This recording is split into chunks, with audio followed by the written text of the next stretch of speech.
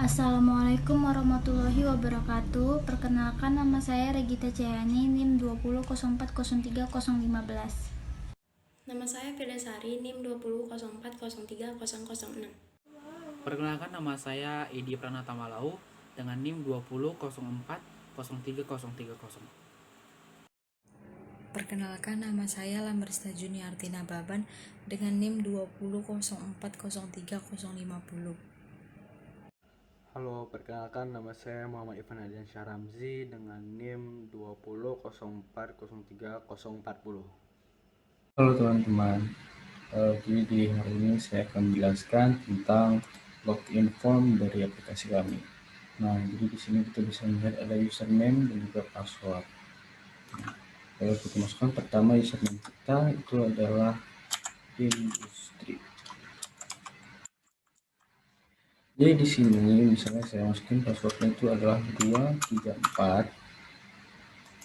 Nah, jika kita masukkan password yang salah, maka di sini akan keluar notifikasi bahwa di sini login kita gagal karena password yang kita masukkan itu salah. Nah, contoh jika kita masukkan password yang benar, di sini kita akan lihat aplikasinya. Jadi kita akan masuk kalau kita memasukkan password yang betul. Setelah form login berhasil dijalankan, maka akan ditampilkan menu utama, yaitu form menu.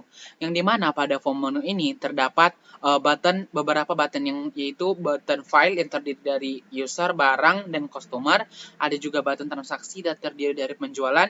Ada button laporan terdiri atas laporan master dan laporan penjualan. Ada button setting terdiri atas background. Dan ada button keluar terdiri atas logout dan tutup. Di mana pada user, barang, dan customer, jika kita klik semuanya, akan menampilkan formnya masing-masing. Baik itu form user, form barang, customer, form penjualan, form laporan. Dan untuk tombol button keluar, jika kita memilih klik logout, maka itu akan kembali pada tampilan login. Dan kita klik tutup, maka itu akan menutup aplikasi ini. Nah, saya juga akan membahas di sini mengenai form user. Ketika kita mengklik ikon user, maka akan dimunculkan form user, yang dimana form user ini terbuat dari group box yang diisikan oleh beberapa label seperti kode user, nama user, status user, dan password. Yang mana kode user, nama user, dan password tersebut diletakkan text box untuk sebagai tempat kita memasukkan data. Dan juga status user itu adalah combo box, yang mana itu merupakan pilihan data yang dapat kita input ke dalamnya. Dan juga pada form user ini terdapat beberapa button, yaitu button proses, yaitu button simpan, button hapus, button batal, dan button tutup. Dan juga ada data grid view di sini, yaitu berupa tabel, yang dimana ketika kita mengetikkan data masuk, maka secara otomatis jika kita menyimpannya, maka akan tersimpan pada data grid view ini. Sebagai contoh, misalnya kita buat user 4. Nama usernya kita buat misalkan industri. Dan status usernya, di sini terdapat dua pilihan, ada admin dan user, kita pilih user, dan passwordnya kita buat misalkan 122. Nah, ketika kita klik tombol simpan, maka dia akan otomatis tersimpan pada data grid view yang berupa tabel ini. Akan dimunculkan user 4, industri, status user, dan password itu 122. Dan juga apabila kita ingin membatalkan atau menghapus, kita tinggal mengetik kode user pada yang di bawah ini, kan ini ada user 4. Kita mengetikkannya pada kode user yang di atas. Misalnya user 4. Kita tinggal klik hapus. Akan dihapus, kita pilih yes. Nah, secara otomatis juga user 4 yang kita masukkan tadi atau data yang kita inputkan tadi otomatis terhapus. Begitu juga dengan button batal ini. Sama konsepnya dengan button hapus. Apa sih fungsi dari form user ini? Form user ini berfungsi untuk form login, di mana pada form login itu kita bisa login dengan nama user kelompok 3, industri dengan password masing-masing, yaitu 123, 345, dan 678. Namun pada user 2 sebagai admin itu akan ditampilkan form user ini. Namun, jika kita login menggunakan status user, yaitu user kita 1, yaitu kelompok 3 dan industri, maka yang ditampilkan pada from menu ini hanyalah barang customer, sedangkan user tidak ditampilkan. Sekian penjelasan dari saya. Terima kasih. Baiklah, di sini saya akan menjelaskan form barang dari penjualan. Di sini kita klik barang, maka muncul form barang penjualan. Di sini kami menggunakan label untuk menambahkan keterangan. Dan di sisi lain kami menggunakan text box, yaitu kode barang, nama barang, satuan, harga jual, stok. Di sini kita buat contoh kode barangnya B0005. Nama barang contohnya kita buat keramik, satuan sak, harga jual 40.000, stok kita buat 99. Kita simpan.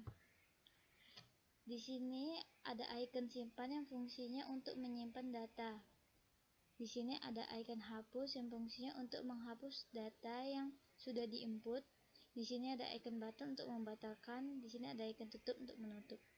Apabila kita mau menghapus data, maka kita klik data yang akan dihapus, kemudian klik icon hapus, klik yes, maka data akan terhapus.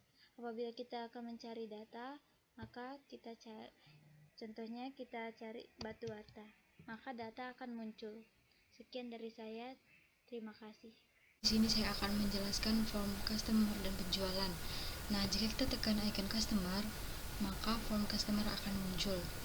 Di sini kami menggunakan label untuk menambahkan keterangan, yaitu pada kode customer, nama customer, alamat, telepon, dan jenis usaha. Di sampingnya kami menggunakan text box untuk memasukkan ataupun menginput data. Nah, untuk pilihan barang dan jasa ini kami menggunakan radio button, yaitu untuk memilih satu item saja. Di sini jika saya memasukkan CUS 4, nama customernya kita semisal buat Edi, alamatnya kita buat Jalan Kendari, teleponnya kita buat 08.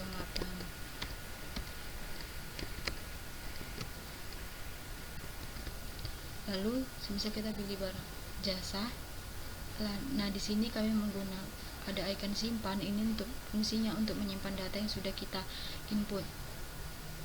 Maka otomatis jika kita tekan, maka data yang sudah kita input tadi akan muncul di data grid view. Nah, fungsi dari data grid view ini adalah untuk memasukkan atau menginput data dari database yang sudah kita simpan. Di sini ada icon hapus untuk menghapus data yang kita pilih. Di sini untuk batal, itu untuk membatalkan tindakan kita sebelumnya, dan untuk menutupnya ada icon tutup. Semisal untuk kita hapus, maka datanya akan terhapus. Di sini ada kotak cari data. Ini kami menggunakan text box, yaitu untuk mencari data. Semisal kita cari data Lamrista, maka data itu akan muncul. Baiklah, selanjutnya yaitu form penjualan, di mana form penjualan ini berkesinambungan dari form customer sebelumnya, di mana data pada form customer ini itulah yang akan digunakan pada form penjualan. Nah, jika kita tekan icon penjualan, maka akan muncul form penjualan, di mana kami menggunakan label untuk menambahkan keterangan pada faktur, tanggal, kode customer, nama customer, dan ada total barang, total harga, dibayar, dan juga kembali.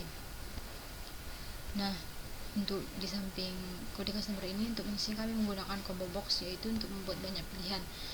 Semisal kita masukkan kode customernya CUS 03, maka akan muncul nama customernya otomatis. Nah, di sini jika kita membuat kode barangnya yaitu B0002, jika kita tekan enter, maka nama barang, harga dari barang tersebut, jumlah dan totalnya akan otomatis terinput. Kita masukkan lagi B0004, selanjutnya lagi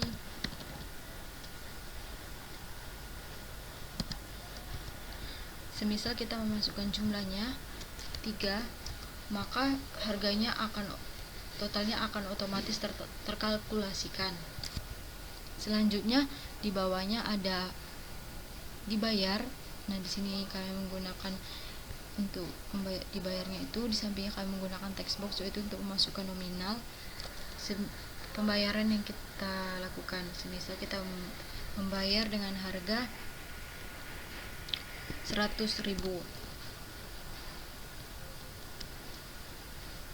Nah, jika kita tekan enter, maka kembalian dari pembayaran kita akan otomatis terkalkulasikan, yaitu kembaliannya 5.000. Di sini ada icon simpan, yaitu untuk menyimpan data yang sudah kita input. Ada tekan batal untuk membatalkan tindakan kita sebelumnya, dan ada icon tutup untuk menutup form ini. Assalamualaikum warahmatullahi wabarakatuh. Nama saya Firdasari dengan NIM 2004031006. Di sini saya akan melanjutkan penjelasan untuk form laporan master serta form laporan penjualan. Ketika kita mengklik button laporan master, maka akan terbuka form laporan master yang terdiri dari form laporan user, laporan barang, kemudian laporan customer. Saya akan mengklik user, maka akan muncul laporan data user. Jadi laporan data user ini kita dapat dari data user yang telah kita masukkan sebelumnya pada form user. Ini sebagai contoh, ada 2 user yang telah masuk, ada user 1 dan user 2. Kemudian kita klik barang, maka akan muncul laporan data barang. Di sini ada kode barang, nama barang, satuan harga jual, dan stok. Jadi kita bisa lihat data barang apa saja yang telah masuk dari dari form barang sebelumnya yang telah kita masukkan. Kemudian apabila kita ingin mengekspor atau menyimpan laporan ini dalam bentuk PDF atau Excel, bisa kita klik pada tombol di sudut kiri ini. Kemudian masuk ke customer. Di sini sama seperti sebelumnya, ada laporan data customer yang telah kita input sebelumnya pada form customer. Ada kode customer, nama customer, alamat, telepon, dan jenis usaha. Kemudian tutup, kembali ke menu utama, kemudian lanjut ke laporan penjualan. Laporan penjualan ini kita bisa melihat laporan transaksi penjualan yang telah dilakukan. Di sini ada laporan harian, di sini kita bisa mencari laporan transaksi penjualan pada tanggal tertentu. Misalnya di sini saya akan mencari pada tanggal 7 April. Kita klik view. Ternyata pada tanggal tersebut tidak ada transaksi penjualan. Kemudian pada laporan periodik ini sama, kita mencari transaksi penjualan, tapi dalam rentang waktu tertentu. Misalnya sini saya akan memasukkan tanggal dari tanggal 23 April 2021 sampai tanggal Mei tanggal 26. Apakah ada transaksi penjualan? Ternyata ada.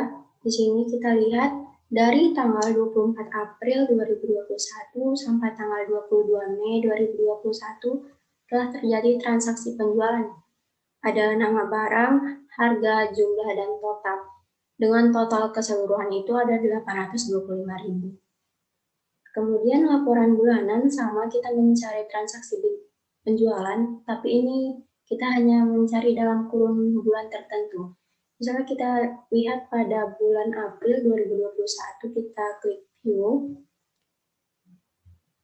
maka akan muncul laporan penjualan bulanan lintas pada periode April 2021. Jadi kita bisa melihat pada April 2021, transaksi penjualan yang telah terjadi ada nama barang yang masuk, harga, jumlah total, serta total keseluruhan. Kemudian apabila kita ingin melihat grafik penjualan, kita klik, maka akan muncul grafik penjualan harian. Di sini bisa kita lihat data transaksi penjualan terjadi paling banyak pada tanggal 25 April 2021 dengan total 550.000. Mungkin cukup sekian untuk penjelasan laporan penjualan.